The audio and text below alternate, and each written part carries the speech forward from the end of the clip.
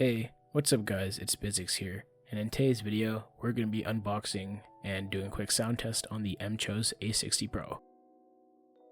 Upon opening the box, you'll see a little informational card with some information about some of the keys on the keyboard, a little informational pamphlet, as well as a box for the accessories and the keyboard itself.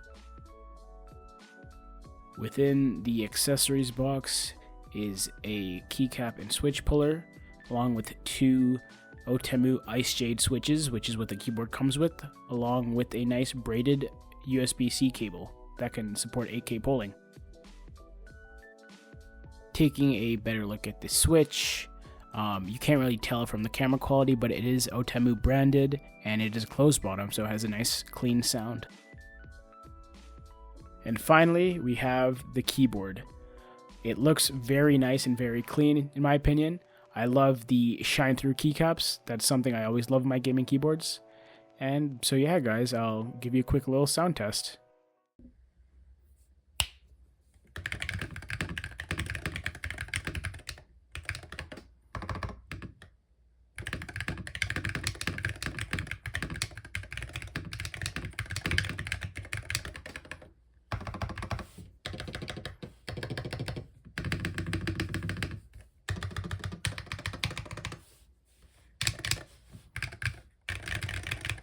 So yeah guys, that was it for the sound test. Overall, I think the keyboard sounds very nice stock, especially for a Hall effect keyboard. There is a bit of rattle on some of the stabilizers on the right side, but I can fix that. I also might do a tape mod, but yeah, that's enough out of me.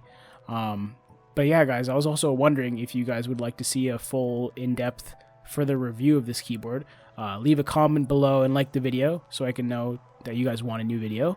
And yeah, I'll get that done in a couple weeks. So yeah, thanks guys for watching this video, and I'll see you in the next video. Peace.